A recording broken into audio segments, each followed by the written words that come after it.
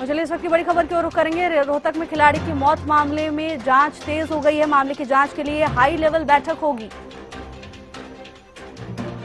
28 नवंबर को चंडीगढ़ में high level बैठक होगी।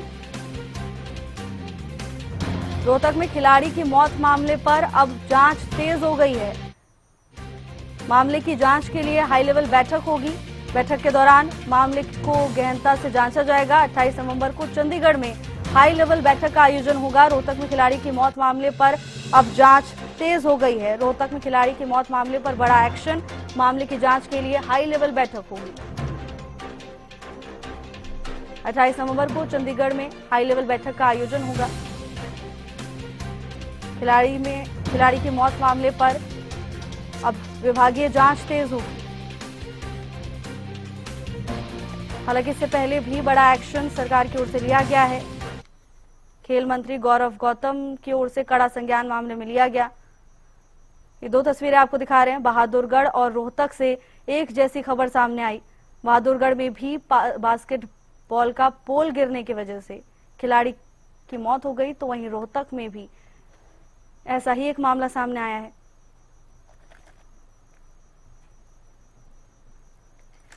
प्रदीप शोकत हमारे साथ जुड़े हुए हैं।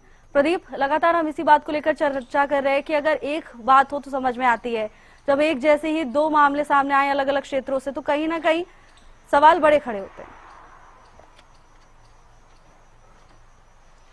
जी बिल्कुल, देखिए जिस प्रकार से खिलाड़ियों के लिए सरकार लगातार प्रयास कर रही है, वहीं इस ओर ध्यान देने की भी जरूरत है कि जहां जहां पर जो स्टेडियम है वहां पर क्या क्या व्यवस्थाएं हैं, उनके अंदर क्या क्या सुधार की जरूरत है और क्या क्या वहां पर जो है चीजें पुरानी हो गई हैं जिससे हादसे हो सकते हैं, उनके ऊपर भी ध्यान देने की जरूरत है। और कहीं ना कहीं अगर देखा जाए जिस प्रकार से ये हादसे हो रहे हैं, अगर पहले से दुरुस्त किया जाता स्टेडियम को, तो कह सकते हैं कि ऐसे जो है मामले सामने नहीं आते और कह सकते हैं कि जो है बचाव भी कहीं ना कहीं हो सकता था। तो ऐसे में जो जहां पर स्टेडियम जर्जर हालात में है, उनके ऊपर संज्ञान भी लेना चाहिए और वहां का जो प्रशासन है उसको भी जो है प्रशासन को अलर्ट करना चाहिए, उन्होंने बताना चाहिए, उन्होंने जानकारी देनी चाहिए, चाहे वो किसी भी माध्यम से अपने डिपार्टमेंट को जानकारी दे।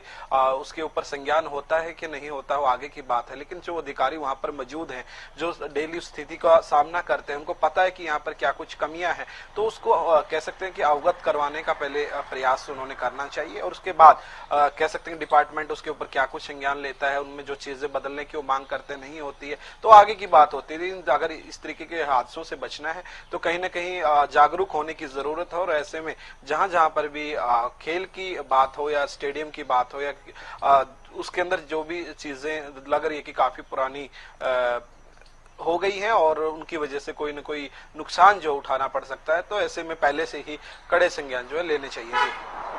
बिल्कुल प्रदीप, हालांकि अब मामले में क्या कुछ एक्शन होता है और जवाबदेही किसकी है, ये भी देखने वाली बात होगी।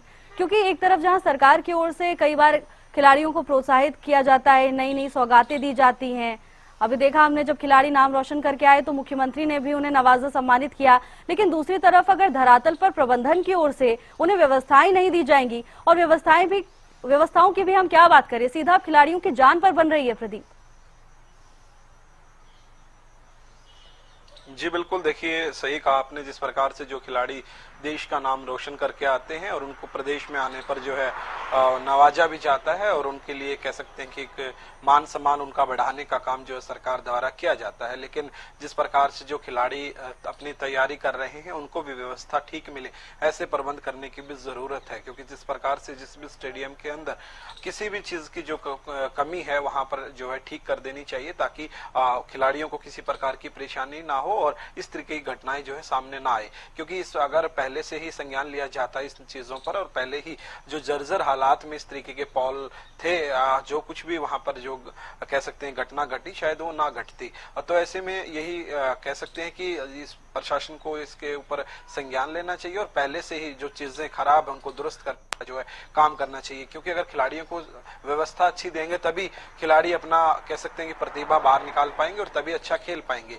ये एक बहुत ही दुर्भाग्यपूर्ण कह सकते हैं कि घटना घटी है और कह सकते हैं कि इसके ऊपर जिस प्रकार से कृष्ण लाल पवार कैबिनेट मंत्री हैं, उन्होंने भी उनसे बातचीत की तो उन्होंने भी साफ तौर पर कहा कि बहुत ही दुर्भाग्यपूर्ण घटना है और इसके बारे में जो है जांच जो है वो करवाई जाएगी। जी बिल्कुल प्रदीप, हालांकि देखना होगा कि क्या कुछ एक्शन लिया जाता है। धन्यवाद आपका तमाम जानकारी के लिए।